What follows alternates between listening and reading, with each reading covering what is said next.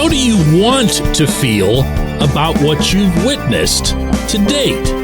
How do you actually, all the way inside, want to feel?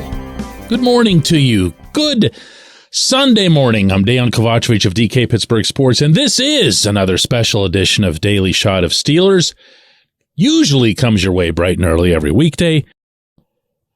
If you're into hockey and or baseball, I also offer daily shots of Penguins and Pirates. Same place that you found this. Steelers 27, Bills 15. The game was nowhere near that close. The competition, specifically between the first team offense/defense of the Steelers and the first team offense/defense of the Bills, was no mas. It was a slaughter. The Steelers putting up 2 offensive touchdowns on 7 plays. Those, of course, including a 62-yard run by Jaylen Warren, a 25-yard catch by Pat Freiermuth to produce the touchdowns. And the defense, which probably isn't going to get talked about anywhere near as much as it should, these were the 3 Buffalo first-team offensive drives. You ready? 8 yards gained, punt. 31 yards gained, punt. -3 yards, I guess you could say gained, if you wanted to have a sense of humor about it, punt. That is as thorough a rear-end kicking as can occur in a preseason environment. And when you add on top of that who the Bills are, what they've done in recent years, and the talent that they've still got at hand, well, wow, just wow. How do you feel about it? How did you feel in the moment? How did you feel about it immediately after the game? How do you feel about it today? Whatever that is, I've got to tell you, speaking only for myself, that my expectations for this group have not ever been as high as they are right now, as I'm speaking with you right now. And that's mostly because of the how as opposed to the what. It's one thing to get a couple of touchdowns early on from your first team offense. Happens to the best of them, happens to the worst of them. It just does. Things can go right. But when everything goes right, when every little thing goes right, and it goes so right that it looks and feels, there's that word again, as if it's not a fluke, as if it's just a repeatable act, as if it's execution, then, the license is there. You can feel however it is that you want about an operation that's humming like that. Take the 62-yard run. There's a sweep. There's a guy in motion, going full blast. James Daniels tells me that if not for that part of the play design, if not for how hard that hustle was being executed, none of the rest of the play works. Dan Moore, who, by the way, looks very much like your starter, and I don't even know that that's interesting at this point, at left tackle, takes his guy and shoves him off to the side. Isaac Seumalo pushes forward about 1.5 yards. Daniels, who'd come across from right guard, seals his own guy in the same area. 3 blockers, same spot. Boom, boom, and boom. Warren blasts through it. Dan Moore tells me he thought that Warren was going to get a good 25 yards out of it. He thought that was awesome. And then he looks down the field and he sees Deontay Johnson hitting another big block. Chuks Okorafor, who's standing nearby while these conversations are going along, he looks at me and says, I saw that. I saw Deontay. None of these guys had seen the replay yet, by the way. Just sharing this with you. None of these guys had seen the replay yet.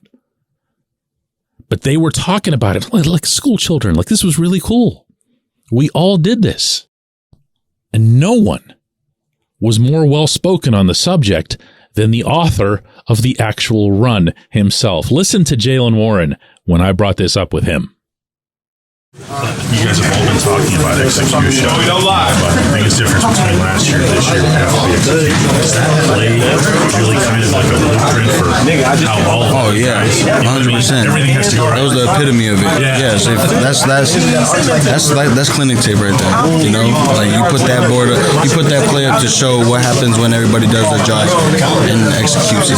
That has to feel so good, not just for the ball carrier, but for the whole team. Yeah, because, you know, sometimes people, I'm not talking about us in particular, but people don't want to do things and then, you know, it doesn't go as planned. That shows you do your job. That's what happens. The epitome of execution was the term that he used. Dude was just winging it. He came up with epitome of execution. It's pretty impressive, right? A clinic tape, he called it. Something that could be shown to the rest of the team, not only as a positive example, but also to stick in the face of potential negative examples. This is what happens when we all do what we're supposed to do. This is what it's supposed to look like. If this effort's given and the execution is complete on every play, they all look like this. Now, of course, they can't and won't. But when you're seeing enough of that happen from your offense, when you're seeing Kenny Pickett throw a ball to Freiermuth that basically passes him into being open, meaning the ball was put in a certain area where it wasn't going to get picked off. And what had to happen was that Freiermuth had to read that correctly, back off a little bit, get behind the defenders, even as he was facing his quarterback, and catch it there instead of trying to catch it in a pack of people. That's execution. And then when I go up to TJ Watt after the game and I bring up the defense, and all he does is raise his eyebrows at me, I know what that means. I know what he's getting at. They feel it too. Why shouldn't you, right? When we come back, J1Q.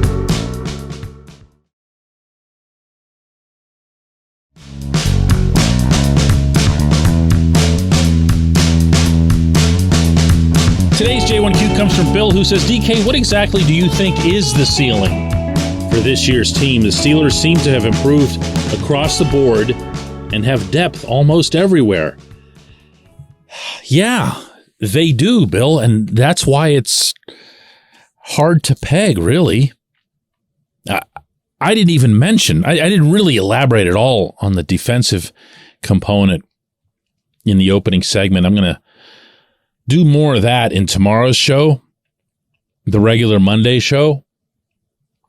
But when you're seeing the impact that Nick Herbig is having, and what a game, by the way, the other backup outside linebacker had, Marcus Golden, drawing 3 penalties.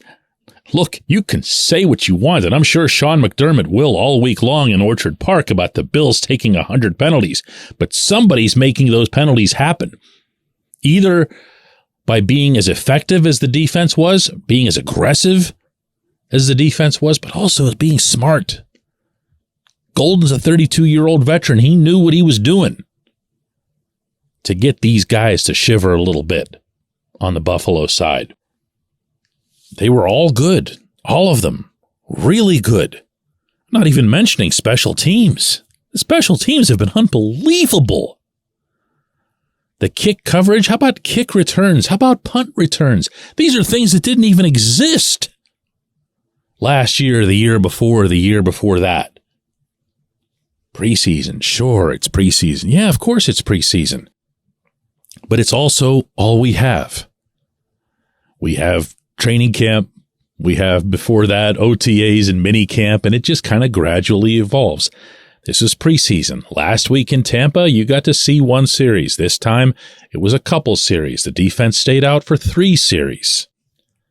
It's all we have, and don't let anybody shame you into, having to calm yourself or whatever because, it's just preseason, whatever. Do you think for one split second that the Bills left Pittsburgh feeling good about themselves? Do you think that the Bills came here not taking this seriously? This was their last dress rehearsal as well. This was their last tune-up for their most important players as well. That was actually Josh Allen and Stephon Diggs and Latavius Murray and a lot of other guys out there.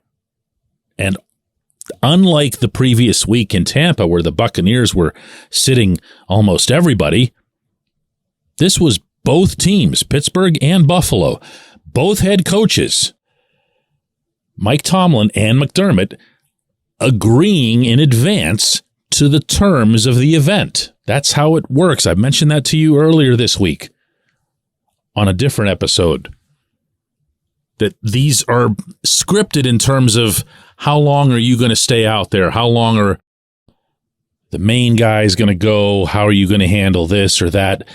They want a setting that allows them not only to prepare their primary players for the season one last time, but also to make sure that they're not overdoing anything.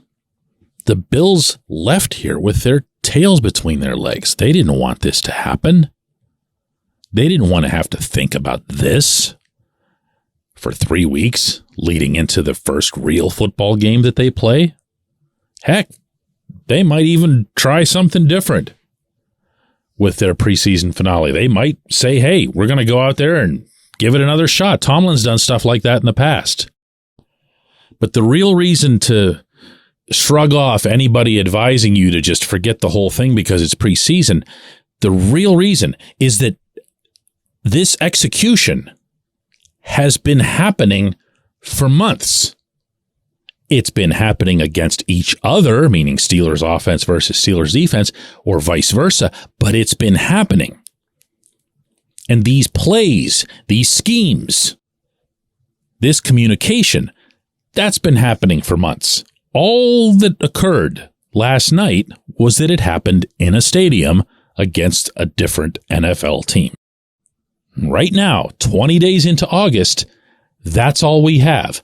How far, to finally answer your question, or at least try to, do I think the Steelers can go? I'm not prepared to come up with any kind of season prediction, but I've been saying and writing and everything else for a while now that I think a lot more of these Steelers than what most people seem to, including, I should add, most people in my profession. And I have been on that train for some time. So for me, and I'm going to use this word one last time today, the way it feels is more akin to affirmation, even vindication, if you want to get dramatic about it. Because I've been trumpeting this for a good bit, including to some scorn. And I get that, especially as related to the offense.